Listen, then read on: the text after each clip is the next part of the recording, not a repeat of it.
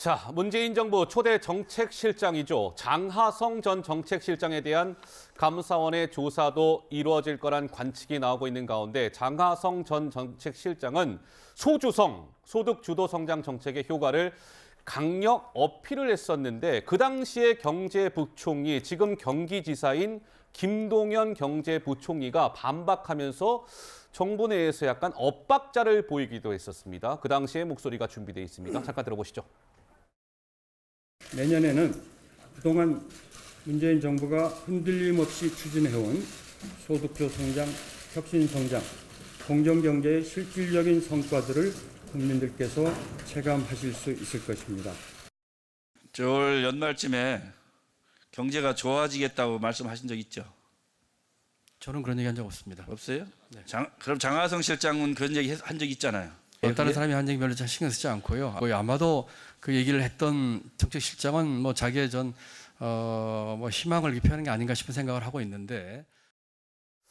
그래서 지금 이제 이런 얘기가 나옵니다. 그 문재인 정부 당시에 초대 통계청장은 그 황수경 청장이었잖아요. 근데 그분이 청장으로 있을 때 소득 주도 성장과 관련된 좀 안 좋은 통계가 나오니까 사실상 황 청장이 경질이 되고 강신욱이라는 청장이 임명이 되는데 그 과정에 불법성은 없었는지 이 부분에 대해서 감사원은 그 당시 정책실장 장하성 청와대 정책실장에 대한 조사를 검토하고 있다. 이런 내용인 것이고요.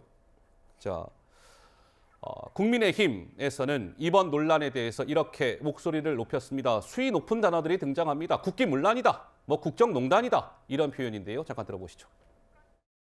통계 조작은 중대 범죄 행위이자 국기문란 행위입니다.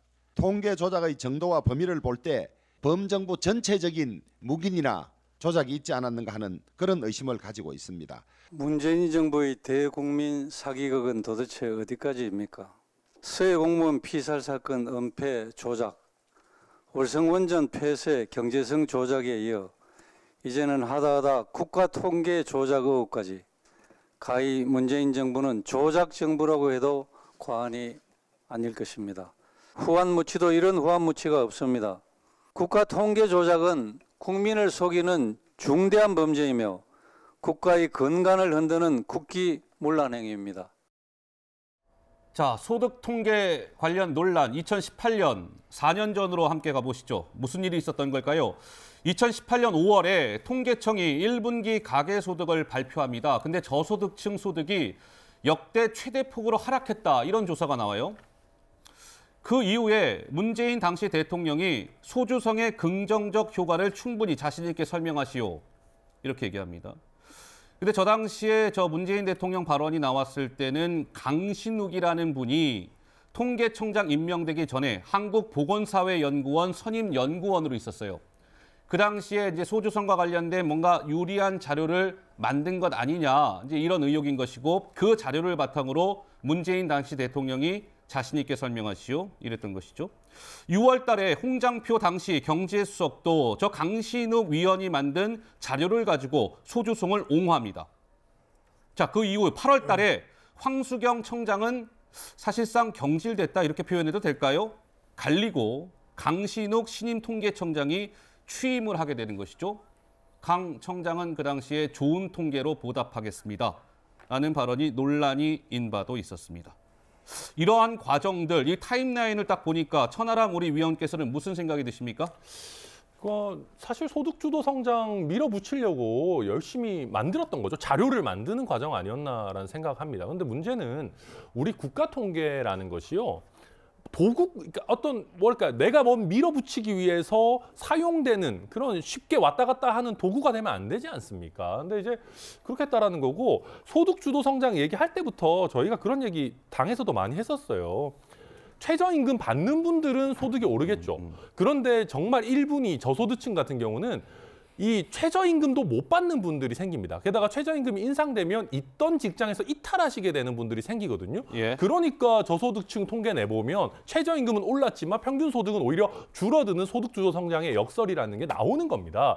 이 전문가들도 다 이게 자연스러운 현상이다 얘기했던 건데 소득주도 성장을 밀어붙이는 쪽에서는 이게 도저히 우리는 못 받아들이겠다라고 하니까 예. 이런 식으로 했던 거 아니냐. 근데 재미있는 거는요. 네.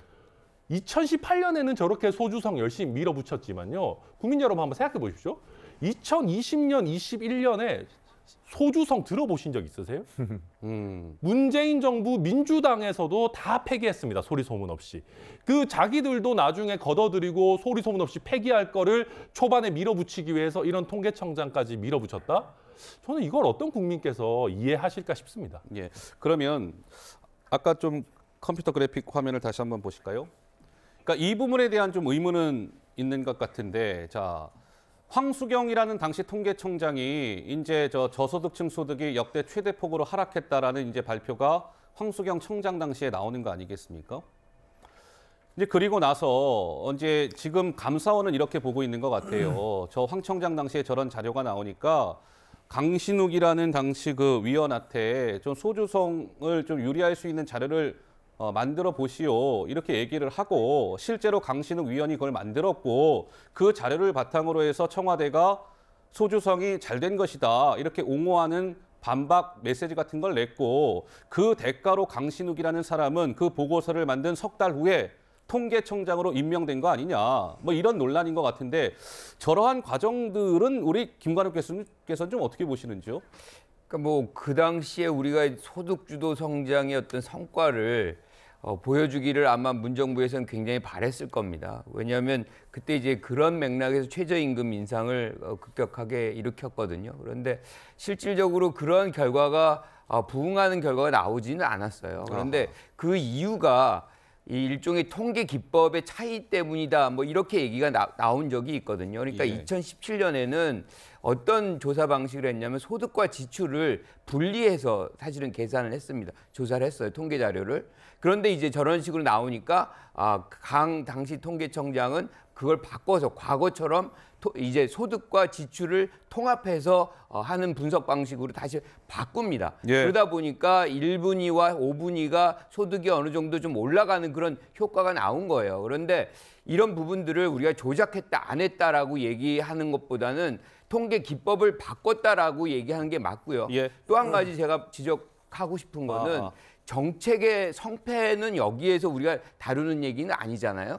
그런데 이제 소득주도 성장을 이제 옹호하기 위해서 조작을 했다면 그거는 국기문란 행위가 되겠지만 네. 이런 어떤 정책을 추진하는 정책들이 항상 성공하는 건 아니거든요. 그러니까 그런 맥락에서 본다면 지금의 논란에서 조작 여부만을 중점적으로 우리가 다뤄야지 정책의 성공 실패를까지 여기서 얘기하는 것은 맞지 않다라고 봅니다. 네, 전평론가. 아까 천하람 위원님께서 그 소득주도 성장 나중에 얘기 쏙 들어갔다 그것은 그 정책이 실패했다 이렇게만 보긴 좀 어려운 측면이 있습니다. 왜냐하면 이 코로나 국면이라는 것이 전 세계를 강타하면서 당시 정부는 우리 정부뿐만 아니라 전 세계적으로 성장이라는 단어를 외치기 굉장히 어려운 국면이 있었고요. 따라서 문재인 정부에서 초점을 뒀던 것은 일단 K-방역, 이것이 무엇보다도 가장 중요하다는 초점을 많이 뒀고 네. 그 부분에 대해서는 문재인 정부뿐만 아니라 다른 외신에서 K-방역 성공했다라고 평가를 했으니까요. 그런 복합적인 국면, 당시 코로나 국면이라는 것도 좀 봐야 된다고 생각을 하고요. 네. 두 번째로 교수님께서 잘 말씀해 주셨는데 정책의 성패를 가르는 데 있어서의 관점의 차이도 있고 통계를 무엇으로 인용하는 차이를 우리가 인정해야 되는 것이 그것을 일방적으로 조작이라고 하는 것은 굉장히 정책 프레임이다 생각을 합니다.